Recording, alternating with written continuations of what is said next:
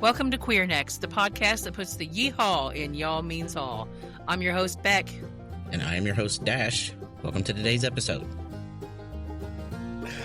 I had some gas station breakfast. I don't usually eat until the afternoon, so I'm running on Red Bull and fumes. On a work day, I don't eat until lunchtime. I just have coffee. But because I don't know, I was struck by, I was like, okay, I'm just going to go get a snack. And I walked out with, those like sausage corn dogs?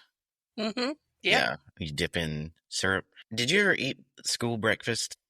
No, I never made it on time.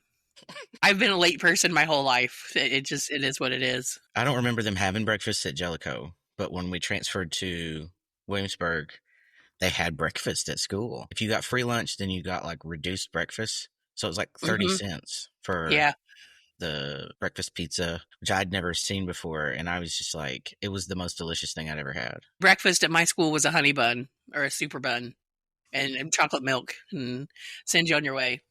Yeah, I think you could get those too. Like they would have a selection. You could get a grilled cheese for breakfast, which was an oddly popular choice. Yeah. And then buns and then breakfast pizza. We didn't have anything fancy like that. Yeah. Maybe there was something at Jellicoe and we just didn't know because we didn't have it. It was like the trolley in Harry Potter. A cart would go down the hallways during first period or homeroom or whatever it was. And the kids would go out and get their grilled cheese or breakfast pizza. But I discovered though, since becoming an adult with adult money, that gas stations have public school breakfast food. So they've got breakfast pizza, the mini sausage corn dogs. I'm on a biscuits and gravy kick myself. Shanna gets off work at 2:00 in the afternoon. So sometimes we go out for late lunch when she gets off. And there's a little diner in my town. And I usually get the breakfast, the farmer's choice. It comes with bacon, 2 eggs, and biscuits and gravy and potatoes. It's delicious. Damn. Now I'm hungry. Though yesterday at Kroger, and I've yet to try it. Do you know the candy bar 100 grand? Mm-hmm. They came out with ice cream 100 grands. Oh yeah. I don't eat a lot of ice cream, but I've been noticing it lately because I think there's a culture of it here. There's a lot of like themed flavors in ice cream that is like shit you wouldn't think of. Yeah, Shanna keeps ice cream at the house. Like it's a nightly ritual for her. I'm not so much a daily user of the ice cream, but I like novelties. I like Snickers bars. I like those kinds of things, drumsticks. So I'm really excited to try the 100 grand. I've been addicted to. So pretzels are a big thing here, and I know that but pretzels I think are a Midwest thing. Like anywhere where that German influence is. In like this Midwest heartland area, you're just like covered up in choices for pretzels. And I have discovered the Dots seasoned pretzel, and I will go through a bag every few days. Wow. They're so good. And they're not cheap. So that's something like I will get a bag and then it'll be gone. And I'll be like, well, you can have another one in a month. Even though you absolutely have the disposable income to afford a bag of chips. I don't know if I do right now. Yeah. Everything costs that much here. So you really are deciding between, if I'm deciding between like pretzels and my medicine, because they both cost the same. Right. Man, when I got my insurance back and I started paying for all my meds again, woo, I'm an expensive bitch. I have expensive medicine tastes. Yeah. You designer. I am, man. I'm a baller. The healthcare here is so incredible. I think that's the only reason anybody can afford to live here because everything else is wild. Like yesterday, I don't have washer and dryer. And I bought one, but this is, Oh Brother Arthdale, right? It's 2 weeks from everywhere. Yeah. That's this place, except for it's more like 6 weeks. And so I've been out of clean clothes for a while. And I heard tell, because nobody has websites here. They don't have phone numbers. You have to know somebody to get something. And so I heard tell of a laundromat in the next town over. And I went in search of it. It doesn't have a sign on it or anything. It's there, but it doesn't say that's what it is. And so you have to know it's there in order to use it. Right. This is like the least welcoming place I think I've ever lived. Like, they don't know they're doing it, but just by virtue of making everything invisible and only accessible to the people who already know it's there. Yeah. It's no wonder nobody who moves here stays here. And so I finally found it. It took me about a half hour of driving, and then it only takes quarters. And so I had to then find a place to give me quarters. It was a 3-hour saga to do one load of laundry. Wow. So to do a load of laundry here, if you don't have your own washer and dryer, it'll cost you $20 in quarters, quarter tank of gas, in a whole ass day. Wow. And that applies to everything. It applies to groceries. It applies to getting an eye exam. It's in the next town over. And you got to pay with quarters, right? You put quarters in the little that eye exam machine. Flip it, better or worse. Okay, insert a quarter. I got somebody coming to visit, so I clean the house. Man, if somebody would threaten to set foot in my house once a month, I'd clean it. But besides that, I'm not doing it.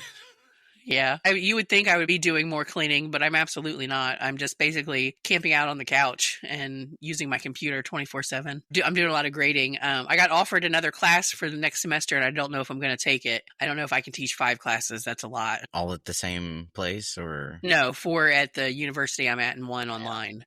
Because the one online, it doesn't take a lot of time, but then again, it does, in some ways, like it'll take 3-4 hours to grade something because there's 25 to 30 people in the class. And so they turn in a paper and that's going to take me a few hours to get through all of them. And if I have 35 people in my class on face to face and I'm teaching 4 of those, Yeah. I just don't know if I have it in me to take a 5th class. But oh my God, the cheating. I was just about to say, like, the grading, a lot of the time you spend grading is filling out academic integrity reports. It really is. I had one guy, I try to give people the benefit of the doubt. And if it's like their first semester online, and because online school is very different than any experience that you've had in the classroom, I try to give people the benefit of the doubt. And so the first time I catch you cheating, I'll be like, can you explain your process to me? What happened? Give me a reason to let this pass for you. Basically, if they tell on themselves, I let them resubmit the work. And this guy was like, it's my first time, and I opened up this paper, and I guess I copied too much of it, and I'm so sorry. And I'm like, all right. So I let him redo the paper, and it still was like at 35% on turn it in, but I let it go because I didn't want to argue with him, right? So the next week, the next paper comes in, and he's at 40% again. And so I turned him in this time, right? And then I get an email from him saying, hey, would you like to talk on the phone about this? Absolutely not. No, I don't want to talk on the phone about this. I told him I was sick and maybe next week. But the problem was, he said, I don't understand what the problem is. And I said, the problem is that you are searching this online, opening somebody else's work, copying and pasting it and using it as verbatim as your own work. That's cheating. Like when you copy whole sentences and drop them in your paper, that's cheating. And you know it. You're a grown-ass man. You know that's cheating.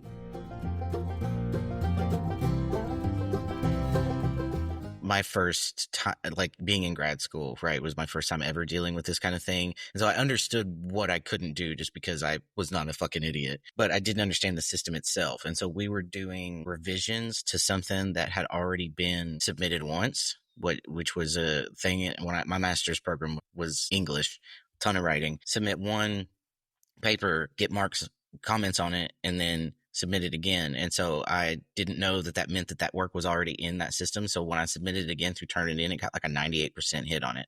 And I was so freaked out. Right. I was like, what the fuck happened? And I panicked and I was like emailing the professor and I was like, I swear I didn't cheat or whatever. And she was like, it makes sense that nobody would have explained to you that this is how this works, but that's just your own work getting reported.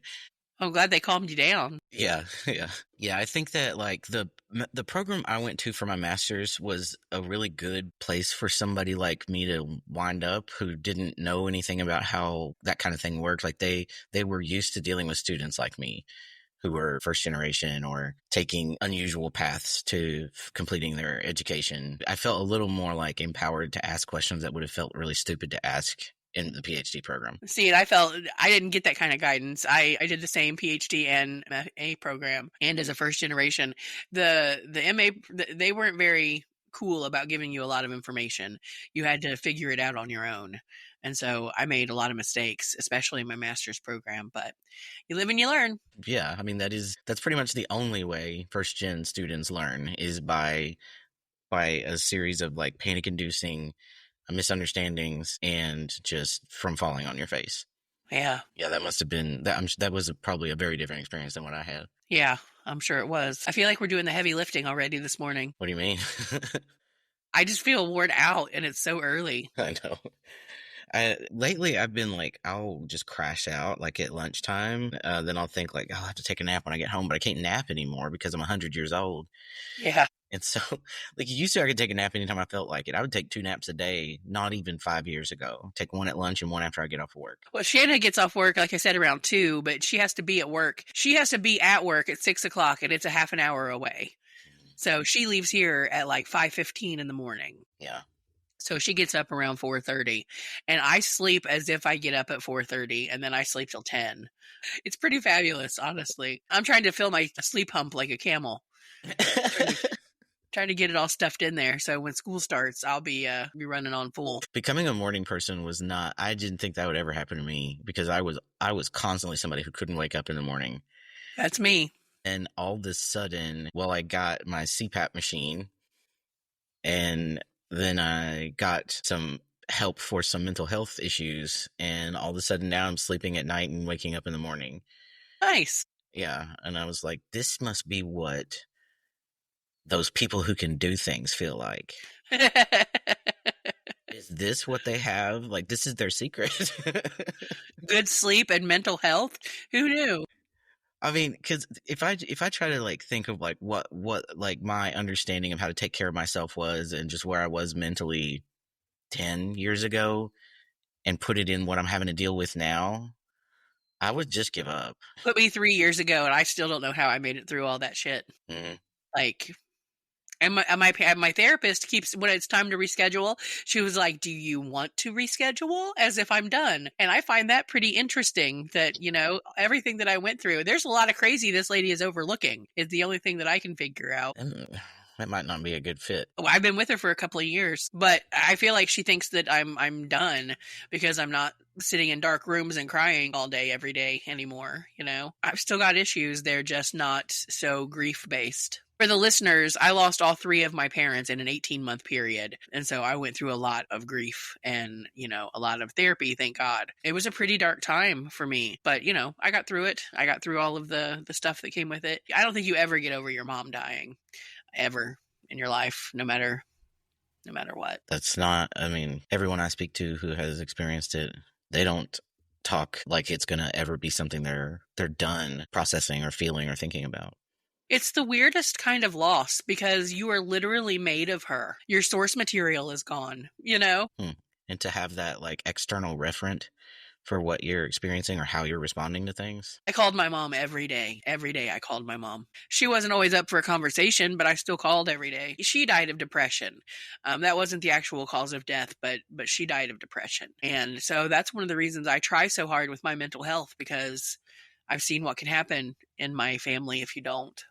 And what it does to the people around you. Yeah. Like people depend on us. Yeah. I have no idea what Shanna will do when I'm gone. I can't even think about it. Is this what we're like in the morning?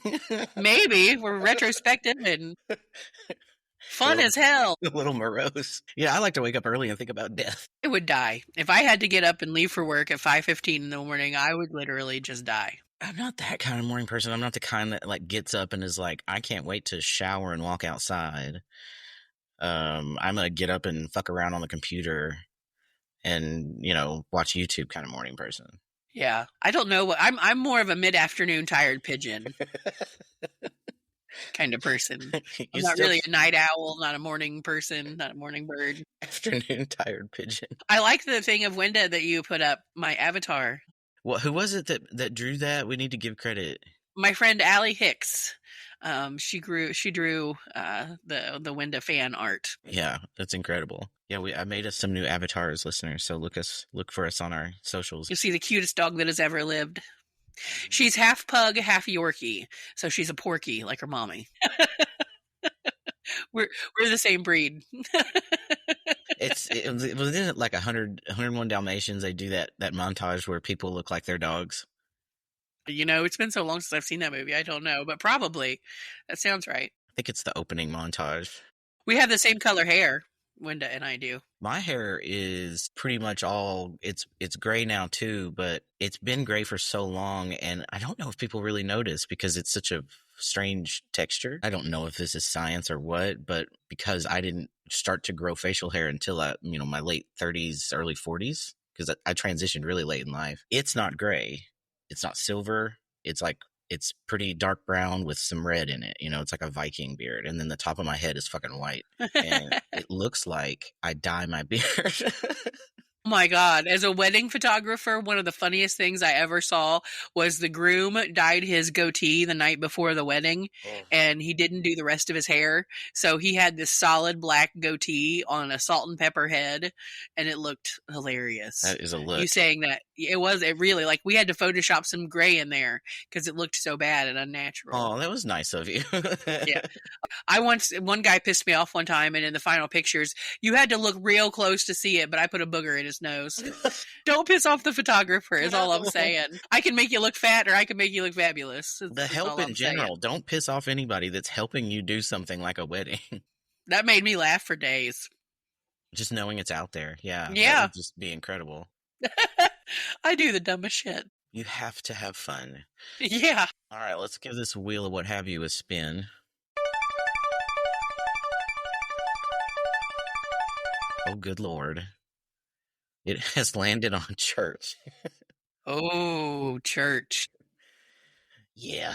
I was raised Pentecostal, and if you're a listener and you don't know what that means, basically it's the women that you see in the long jean skirts and the really tall hair, because they don't wear pants, and they speak in tongues, and they handle snakes. Some of them, not every Pentecostal sect handles snakes, but many of them do. They do things like cast out demons in the middle of church services and things like that. I realized I was not a religious person at the age of 4 or 5 in Sunday school. One of the questions they asked was, do animals have souls? And the expected answer was no. And I was like, the fuck?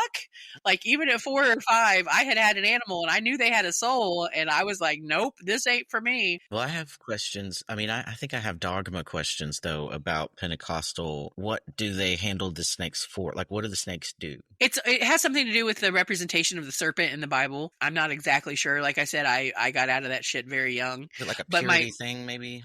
My father's mother and my mother's father were both Pentecostal ministers. So it was rampant in my family. I remember because my parents divorced when I was really young, which is how I ended up with 3 parents. But my dad would come get us and we would stay at his mom's house for the weekend or whatever. And I remember waking up at 5 o'clock in the morning, hearing grandma praying in her room, speaking in tongues, shouting in tongues, doing that kind of thing. And it scared the hell out of me. I just Googled it, and holiness Pentecostal Christians handle snakes as a test of faith, stemming from a literal interpretation of Mark 16:18, which mentions that believers taking up serpents will be protected if they are truly filled with the Holy Spirit. So if you get bit by a snake, you weren't really holy. It's wild. The mental gymnastics that they have to play for some of that stuff. Like, my grandmother never wore pants in her life. She lived to be in her 80s. And so that one is about modesty, I guess. Mm-hmm. Okay. Yeah, there's a whole thing about splitting the legs. That's why, like, have you ever seen the pictures of FDR in the little gown when he was a child? He's in a little white bathing gown. I read a whole book about this, that splitting the legs was considered masculine. And so they didn't do that even for little boys until they were 5, 6 years old, because it connected it back to the world of women and femininity. That makes me think, did you, this is not church related. Did you or any of your like family have like cloth diapers? Not that I know of. My mom used cloth diapers for us. And I remember like I would change Vanessa and stuff. And I remember like when I grew up and met other people, learning that was like really weird, because you had to wear like, there was a cloth diaper and then you had to wear these rubber bloomers over top of them. Yeah. To make them waterproof. What's really funny is that I was raised 100% Pentecostal. Like I said, my dad's mom and my mom's dad were both ministers. But there was a Methodist church right beside my elementary school, and they had a really cool Tuesday night after school program that I got into. And somehow I ended up having my Pentecostal ass in like the 1987 Christmas play at this Methodist church. Just totally. Can you imagine being Pentecostal parents and then having your kid show up at a Methodist church, be like, I'm going to be here now? There was probably a lot of explaining to do to my grandparents or something. I don't know. Yeah. They probably boiled you when you got home. Yeah. Yeah. I mean, and church too is like, it was your first peer group in a way. So like, even before you went to school, those were the first people that weren't your family that you spent a significant amount of time learning from and learning with. Baptists, I think they also have a very hardcore belief system, but it's not Like they don't have to dress a certain way. They don't handle snakes. I don't recall a lot of any speaking in tongues or anything. I remember the theatric. It's not even really well, kind of theatrics of the sermons. Like a Baptist sermon is something to behold. Right. I was convinced the preacher was dying, and I couldn't understand what he was saying. And I would have panic attacks, and I think that's how like they experience this religious feeling, this sensation of like heightened emotion because it's contagious. And so my heart would start beating faster, and I would begin to feel scared for what was going to come next. I still Yeah. feel that way about. Of course, I have church trauma now, and Who does church trauma is real. it's for me. It wasn't because I didn't attend church that often. For me, it's from funerals. This Baptist fucking sermon at a funeral is god awful. Yeah. I don't think they want you to walk out of there. Like, do you want me to lay down and join them right now? Is that what I'm that's just a what, terrible human. I'm going to burn with the devil. I was working for an autism services type place where I had a client, and as part of my job, I took her to church on Sunday morning. Right, I got paid to do it. I was paid to be there. I was not there for my religious well-being. I was there to take her to church. I was at work, and I took her a couple of times, and I refused to do it ever again. The place that I took her was quote unquote non-denominational, but they definitely leaned Pentecostal based on the sermons and the outfits and that kind of thing. And I was just sitting there one day, just minding my business, looking out the window, and they decided that I needed anointed with oil. And they all kind of like crowded, or out of nowhere, they crowded around me and put oil on my forehead, and prayed, like held hands and prayed hands around me. that's assault. It really was. And I was a grown ass I was probably 21, 22 years old when that happened. I've basically, except to shoot weddings, I've refused to go into a church since then. Yeah, because in a weird way, you kind of are signing up for whatever they want to do to you if you walk in Yeah. there. Yeah. And like I said, I was there getting paid. I was not there for my own curiosity or anything like that. Church got beat out of me at a very young age. I never really wanted anything to do with it, except for that one Tuesday night program, which I'm pretty sure that I went to because my brother wasn't there and they had good snacks. You know, it didn't really have anything to do with religion. I just liked, and plus I learned how to play piano there. There were definitely things I liked about going to church at the little Baptist church in the holler. Like I didn't have to be in charge while I was there. I wasn't on the hook for anything the other kids did. Somebody else was in Right. charge. Yeah. I got to play with stuff. I got to play with toys, and it was it was a really poor church. It didn't have running water. There was an outhouse we had to use, and I did not enjoy that because it was one of the worst outhouses I've ever been in. Like there was definitely spiders in that Yeah. seat, and I was just like, I hated it. I would stand on top of it. I refuse to use outside bathrooms. I refuse. I would pee beside the outside bathroom before I peed in it. Well, this was like it wasn't like it was in the woods though. It was on the street. So Yeah. No, I come from a place where my grandmother had, or my great grandmother still had, I called her grandma with a potty out back. yeah. Like there's still a thing down there in some places, and I won't do it. So there was some experiential things to church, but I was young enough to understand like what it was that made it feel also a little bad to be there. Just that the way that guilt just kind of settles onto you when you walk in there, especially if you're an outsider. Like they'll come at you with this like one of us thing, and it's encoded as welcoming, but it's so stifling because you're immediately made to understand that whatever you were when you walked in was bad or wrong or at least inadequate. So it was a long time before I understood that both of those things were happening in the same place. Like I got to do things, fun things. I got to not be in charge, but I also got made to feel like I was a complete piece of shit. But you know, the good thing about church is it makes everybody feel that way. Yeah, anybody who says that they feel like they're right with the Lord or whatever, they're lying through their fucking teeth. Right? Right? Like nobody's in church because they feel good about their relationship with God. You know, I've met a few people along the way who do religion the right way, who do it for themselves. They don't do it to bring others into the religion. They're kind people. I'm thinking very particularly of this man and woman that I knew in my undergrad. I met them individually and then they ended up getting married. They're just two of the kindest people that I've ever met, but she always says she'll pray for you and things like that. It just works for some people. I hate the thought of being prayed for. Yeah. Like, why are you thinking about me? I don't know. I think it's okay to put good energy out into the world. Sure. Yeah. I just don't like, so just to think that like a person is in this, the way they tell it, a super private conversation with them and the maker of the universe. And they're thinking about me but not about me either. It's about what's wrong with me, or about what they and this creator of the universe, who can't be bothered to talk to me about it, but is going to talk to them about me, whatever they've identified is wrong with me. I know that people mean well by it. And a lot of times what they mean is like, I hope things get better for you. I know that Yeah. that is what a lot of people mean by, especially if you're articulating if you're having a bitch session, right? Or something's going on with you, and they say, I'll pray with you. Or pray for you. That's fine. But there are people who use it as an insult, like, well, I'm going to pray for you because all I've Yeah. done is be queer. Yep. It's like, you're going to spend your time with God talking about me? Being queer? I really am that bitch then, huh? Yeah. But one day I realized that being gay didn't even make the top 10 list of things you're not supposed to do. And realizing that, so if it really mattered, it would have made the top 10 list. We could have had a top 11 list and it would have been the same. We never would have known, right? Yeah, nobody said it had to be only 10 things. Yeah, so he could have included it if he wanted, and he didn't. So therefore, it's worse to tell a lie or to disobey your parents than it is to be gay. IMO. So well, we all know that's not the point, right. If there wasn't an obscure reference in an ancient book that nobody actually reads anymore to it, they'd find another reason why we're wrong. Right. Because that's just how people are. That's how humans are wired. Look forward to reading my dissertation about it, folks.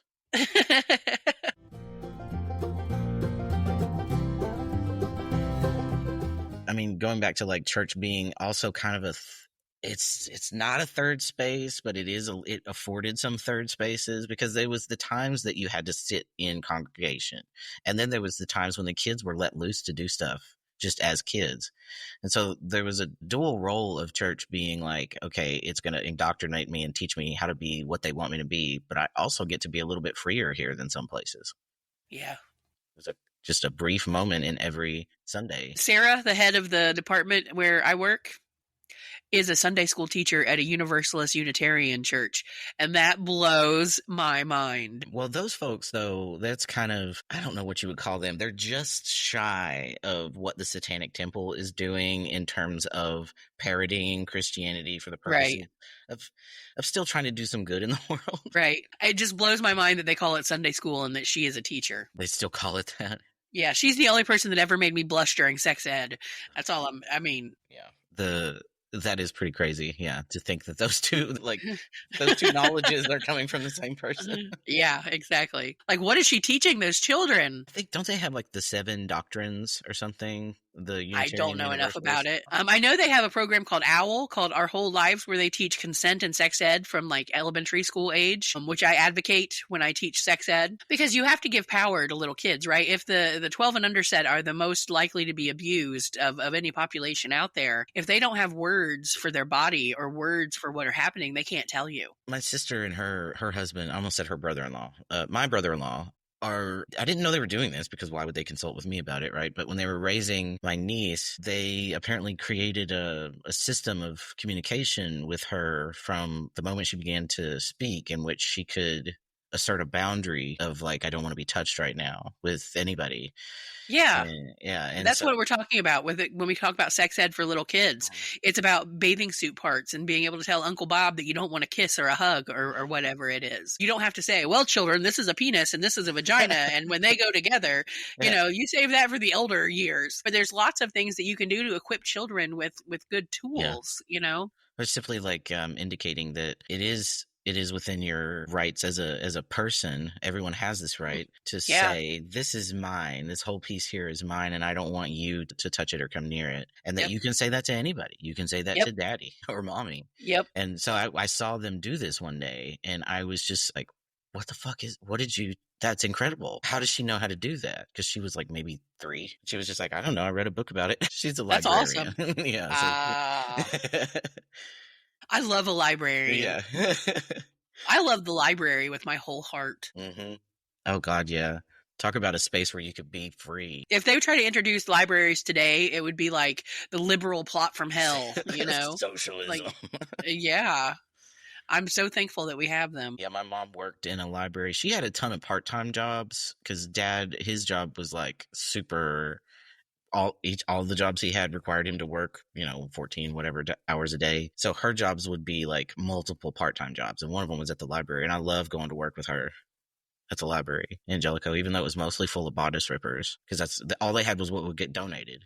Right.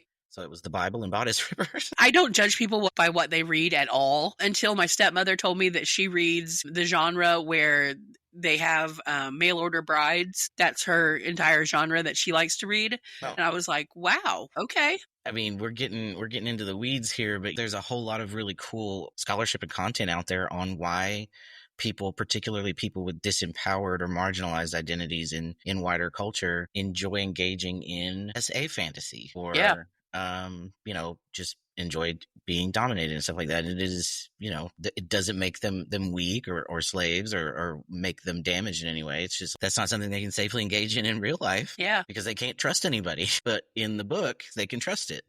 Yeah, my biological father was a very strong personality, and he was abusive to my mom, so I assume that he was abusive to my stepmother as well. So when you say disempowered and that kind of thing, that definitely fits her way of thinking. I have a good friend who is writing a romantasy novel right now. Actually, no, it's an erotic novel, but not romantasy, because that's a portmanteau of fantasy and romance. And so she's not doing fantasy. It's like a spy thriller, which I think is really cool. Totally. I don't think that people should be judged for what they read unless they try to talk to me about it, or they read. What do you think about this Harry Potter discourse? Fuck J.K. Rowling. Fuck entirely. But people are like, I can still enjoy the art and separate from the artist. Those are people that have never loved a trans person, because she is advocating for like wiping out trans people, and fuck that. No, Harry Potter was great. I read the whole series, but when it comes to giving her more money or more of a platform, I won't do it. I won't even watch them on ABC anymore. Every dollar she gets, I won't say every dollar, but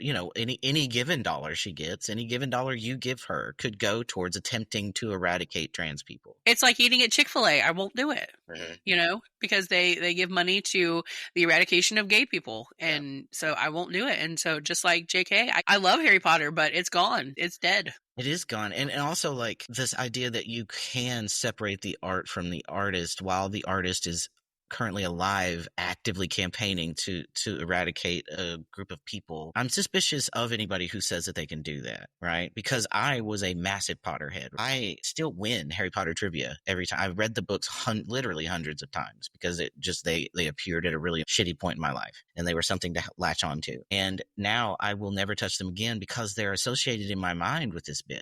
I don't enjoy them anymore. I don't enjoy the thought of them anymore. Because it's the characters themselves. If you think about it, if she's creating them, there's going to be anti-trans characters in there in the canon. And if she were to write more, which apparently she's thinking about, no, I'm not doing it. And fuck HBO. I love their content of other things, right? Last of Us is some of the best television I've ever seen. I'll say that until I die. But the idea that, first of all, we need another Harry Potter series, and their willingness to just simply disengage with what it means to do that in light of her literal politics, right? She is funding anti-trans legislation. No, it doesn't make any sense. And like you said, the people that separate the art from the artist, especially like you said, if they're still alive and still promoting the hatred, no, absolutely not. I think the only lasting good that I can actually still adhere to that those books did was, for me personally, they're one of the reasons why I was able to create a friendship with my sister. We just didn't have a lot in common. I had already moved out by the time she was becoming, a teenager with her own personality and stuff. And like those books were of they were some common ground for us. But in the larger world, maybe they sort of gave some validity to YA, like to the genre, opening up some other probably better things to come out and get some actual critical notice. But there's no reason to defend Harry Potter or J.K. Rowling just because they used to be important things to you. I have no hatred towards actual Harry Potter, towards the character. It is all stemming from J.K. Rowling, It's tainted. Yeah. Yeah, it absolutely is. Like Snoop Dogg is tainted now because he performed at the Donald Trump thing, What even was that? Yeah. Because, I don't know. Yeah. Yeah. You can't separate it. But people are like, well, he really was there to do a tech bros thing. No. A what? They said that it wasn't an actual Donald Trump event, that it was some tech bros that put it on, and that's who he signed with to do the event. And it happened to be that Donald Trump was there. That's too much fine line gradation. The only thing I would accept is if they fooled him. Yeah. Which I should kind of see happening. Well, Like, you trick a 60-year-old pothead gangster, I don't know how old he is, but in my mind he's approaching that age, into something by not fully explaining the thing he's signing. Sure, I'd buy that.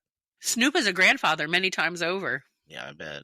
As my friends are becoming grandparents, and that's weirding the hell out of me, man. It's wild. Like, so many of my friends are becoming grandparents, and it's like, I can't even keep my room clean. You know what I mean? Like, how are you people not only having children, but grandchildren at this point? Wow. That's so much responsibility. Yeah. Oh my God. I've been spending some time on Reddit, and I discovered a antinatalist sect of people. I'm not sure that that's how they would identify as a sect, but it's an ideology that believes that we should stop having kids. Like, as a species, we should stop reproducing. That's understandable. Yeah. Like, I can't actually speak with them because I don't know what they're saying, right? They're speaking an inside language, and I don't know if I would try to tell anybody else what to do with their body. I don't think I'll ever progress to that stage of cynicism, but I could understand having that worldview. Yeah. World is fucked up, and I can't imagine bringing a kid in and to cause a person to be alive and have to go through paying rent and having a job and having to feed themselves every day. Like, I can't imagine putting that on a soul. No, my mom did it 3 times. That's crazy to me. It's not easy to set someone up for success in this world.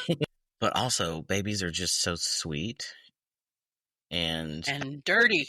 Dirty, yeah, they're filthy and annoying, right? Babies are annoying, but that's kind of, I don't know, it's part of their charm.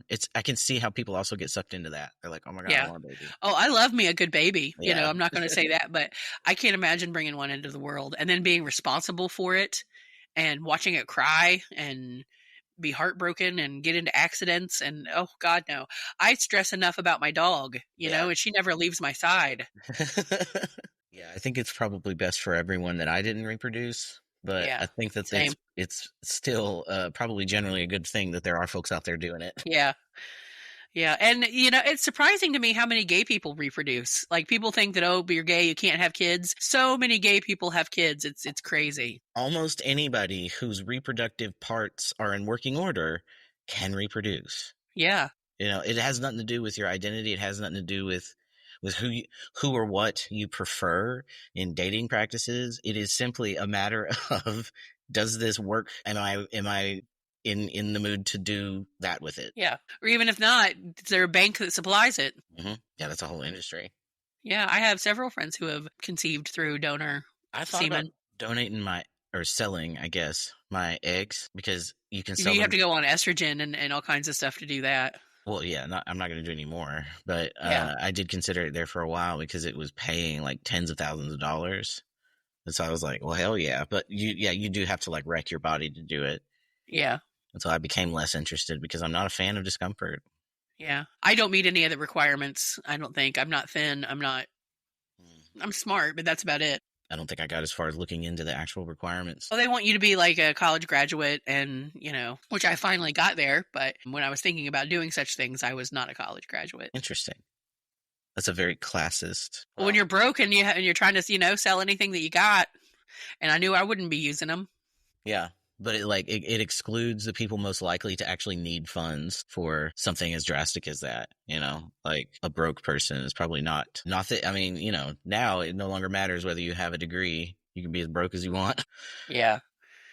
And sell your body to the plasma places. I never did that one. I tried and they turned me down because I was on too many medications. Yeah. Well, no, I tried too, but if you admit you're gay, they wouldn't let you do it. I didn't get that far, I guess. Yeah, and I read that like gay people are allowed to donate blood somewhere, as some state had gotten an agreement with the Red Cross, so like gay people could donate blood. Now, I guess they're that desperate for blood, but yeah, it's still illegal, or I don't even know if there's a law about it. They don't have to tell you why you can't donate blood, but yeah, the Red Cross still has a policy that queer people can't donate blood. Yeah, it's easier to get a firearm in Florida than it is to donate blood if you're gay.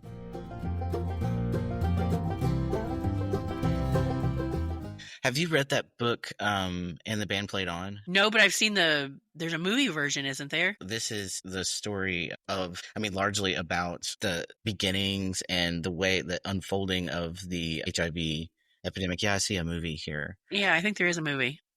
But the book is by Randy Schultz, and I didn't finish it because it was so fucking infuriating, but I read a little more than half of it, but it chronicles the just systemic conspiracy or just oversights that allowed the disease to go as far as it did so quickly.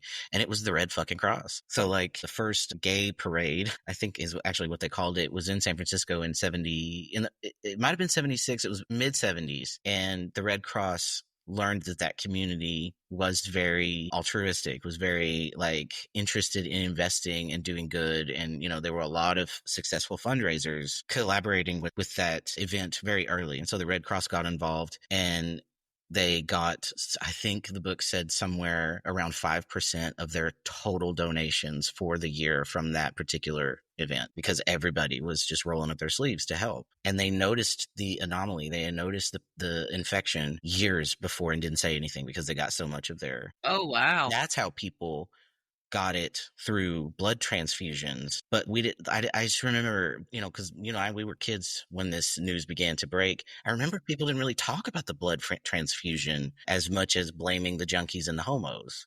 Well, it was originally called GRIDS, the gay-related immune deficiency syndrome, right? It was completely laid on the feet of the gay population. Well, that's because they knew it was coming from their drive associated with that event, and it was, so that would have been 77. That makes it 8 years before, like, it is publicly acknowledged as a health crisis. That's wild. That's 8 years of sending those infected donations to hospitals and blood banks across the country. Hell, probably across the globe. I have no idea the reach of the Red Cross, but I imagine it is not just America. And so, yeah, I was reading this and I just was getting this was part of my learning, I guess, as a queer person about the extent of our oppression and stigmatization and social and political disenfranchisement. And I was just like, I can't do anymore. So I never did finish it. And I probably won't watch that movie either. Yeah. The movie was really sad. I remember that. You want to do our noun of Appalachian interest? Yeah, I'm ready. Hit me. All right, welcome back to Nouns of Appalachian Interest, the only segment where preserved fruit and generational trauma sometimes share a jar. Today's entry, apple butter. Thick as gossip, sweet as someone you shouldn't text after 9 p.m., and absolutely foundational in the Appalachian pantry. Now, despite the name, there's no butter in apple butter. It's a misnomer, like straight pride or quiet family dinners. The butter is in the feel of it, the rich, soft, spreadable, and just a little decadent. Think jam that's been through some therapy and come out emotionally well-regulated. But let's rewind a bit. Apple butter's roots go all the way back to the medieval monasteries in the Rhineland, Germany, the Netherlands, Belgium, where monks with big orchards and bigger ambitions boiled apples down to a spreadable, spiced potion of preservation. Centuries later, German immigrants brought it to Pennsylvania and the Appalachians, and like so many things brought by people trying to start over, it stuck. By the time it made its way to the hollers, apple butter had become more than a spread. It was an event. A copper kettle, a big wooden paddle, maybe a dash of clove, and lots of hands taking turns stirrings for hours, sometimes all night. And that's where it gets queer for me, because like apple butter, queer life in the mountains was never just about sustenance. It was about gathering. You stirred to stay warm, to stay close, to stay seen. It was quiet, repetitive work that made space for whispered truths. You could stand there in the steam and let your guard down, say something real, or just let someone look at you a little longer than usual. Apple butter doesn't rush. It teaches you how to visit, how to wait, how to stir without scorching, and how to trust that something good is thickening in the bottom of the pot. And maybe that's what being queer in Appalachia feels like too. Learning to be patient with sweetness, finding depth in the slow transformations, preserving something tender in a world that doesn't always know what to do with it. So here's to apple butter, monastery-born, mountain-bred, queer approved. Slather it on a biscuit, stir it into your memories, or keep a jar on the shelf like a tiny time capsule of what slow, shared care can become. I love apple butter. Me too. I have a jar in my fridge right now. Do you have a recipe? Do you make your own? No, I've saved many a video on how to do it, but I've never gotten around to actually doing it. There's a big farm about 15 minutes from here, and they have a little store on the farm, so you can buy fresh onions, fresh strawberries, fresh everything, and they make apple butter, so we just buy it from them because it is fabulous. Yeah. And they do it right. So I know the place you're talking about. I was realizing lately that I have participated in a lot of Appalachian food rituals, canning and, making jams and apple butter and making biscuits, making all the dumplings and stuff, even down to food processing livestock and things. But I couldn't tell you how I did it. You do like your specific role, and I didn't reach the age where the people who did know died before I got to become the knowledge holder, the person. Right. I think I'm of that generation where it died because I remember doing it, but I'm not a knower now. Yeah, I remember my aunts being prolific crocheters and knitters and, making baby clothes and doll clothes. And my aunt once crocheted an outfit for a Barbie doll that went on a cake. Like these people, like they were crafted up a storm, and macrame Yep. and all of those things. Yeah, my mom would macrame. She did all those things. She still crochets like her life depends on it. Yeah, my mom just chain smoked. She never got into any of that shit. She collected quilts. She didn't snow them. Well, my mom did pretty much all those things. Do you ever see or know of anybody making lye soap? I have a friend that makes it, and they're queer and Appalachian. My mom made lye soap in our tiny trailer. And listeners, Wow. if you don't know what lye soap is or why making it in a trailer is a bad idea, it is literally what it sounds like. It is a soap made of lye and rendered fat, and to my knowledge, no scent or anything like that. I just remember one time I got trouble and cussed for cussing, and that was the soap we had, and so I had to choose some lye soap, which I think might be fatal. Ugh. Yeah. Oh God, I still remember that flavor. I'm feeling it for you. The smell of it.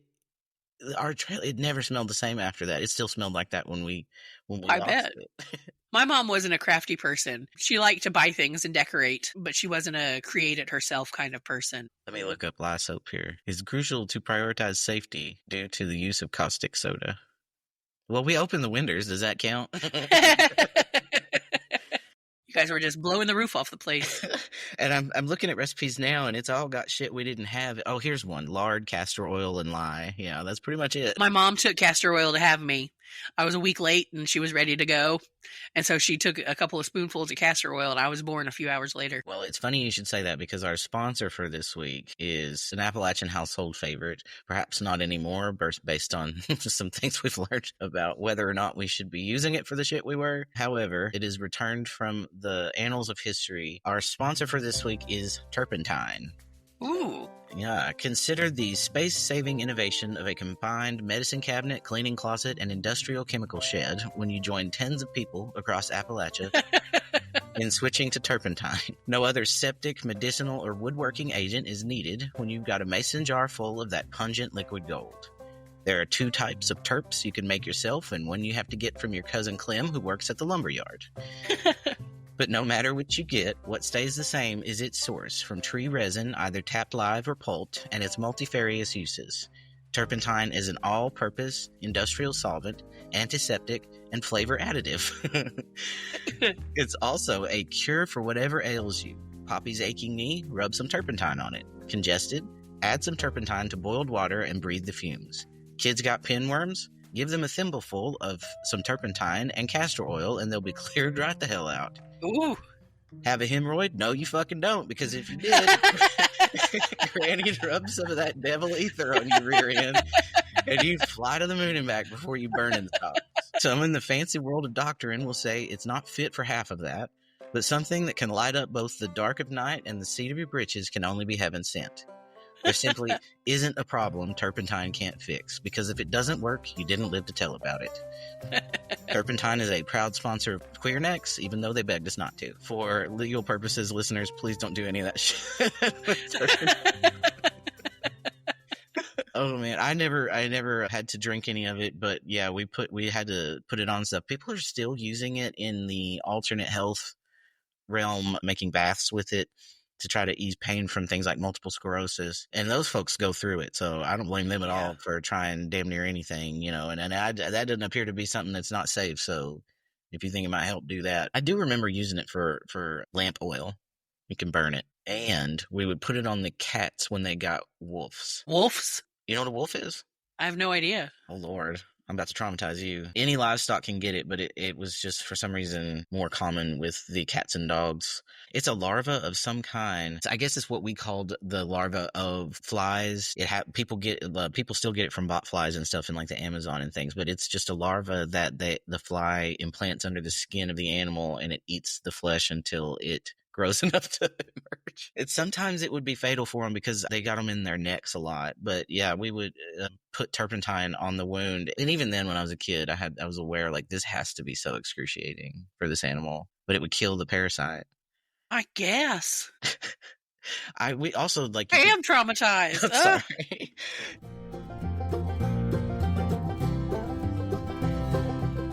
I'm thinking like of so many stories that we could tell about church, but I'm like already, I don't feel like we've been bumming out. It just feels like this has been a heavier episode. What, you didn't like the part where I talked about my mom dying? I actually love when you talk about that. I think it's important to talk about. I mean, I worry about that though. I do worry about like sometimes when I talk about like David dying, I'm like, are people sick of me telling them about this? Is this what they think of when they think of me? Like, because I talk about this? Right. I definitely don't talk about it as much as I think about it. So people should be appreciative of that. Yeah, for sure. Well, I have realized that we've been doing a real shitty job of wrapping these episodes up. So like some things that it would be important for listeners to know is that if you're enjoying this at all, and if you've maybe listened to more than one of these, why don't you give us a 5-star rating somewhere? If you listen on iTunes, give us one there. If you listen on Spotify, if you listen on one of those other heathen apps, use whatever rating system they have and try to let the folks know that you're enjoying this. If anything we say makes you think of anything, find us on social media and tell us about it. Because I'm interested in, are we talking to anybody who is experiencing anything similar to the shit we say? Right. Yeah, I would love to hear from some of our listeners. Yeah. Oh, somebody did comment on the YouTube channel. Do you remember when we were talking about the University of Miami, like eastern side of campus? It's called Western Campus. Miami University. Miami University, yeah. Somebody commented on their YouTube channel explaining why that was. It's because there was originally another school there, another college, probably the normal school. A normal school, exactly, just like every school was in Appalachia, and it was called Western College. And so when they acquired it or incorporated it into what became Miami University, they just kept the name, and it was on the eastern side of what became the new campus. Ah, that's cool. Yeah. I was like, fucking crazy. Thank you so much for telling us that. That's fun. I'm also interested in what your local cryptids are, so I would love to hear what your stories about, what you grew up hearing about, and who was going to get you if you did wrong. Or if you've ever seen a ghost. Mm-hmm. Definitely want to hear about ghosts. If you got pictures of ghosts, at QueerNix on Thread. I don't have a picture of a ghost, but I do have. So my brother died in 2007. And when he died, my mom and her sister had not spoken in probably 20 years because of him, because of an incident that happened. So my mom told her sister she could come to the funeral. And when I took pictures of my aunt and my mom sitting in my mom's living room, there were orbs all over those pictures. Do you have that? I can find it. Yeah. That's cool. It'll take me a day or two, but I'll find it for you. Yeah. I keep trying to say tweet, but that's not a thing anymore. And we are not on X, so don't even try. But on Threads at QueerNix, show us your ghosts. And if you have an ugly dog, we'd like to see that as well. Or a cute one. I prefer ugly dogs. Yeah, me too. I mean, I just have a soft spot for people who take on the kinds of animals that most folks are leaving behind. Yep, exactly. Thanks for hanging out with us for this episode of QueerNix. Say hi to your mom and them. See ya. Bye.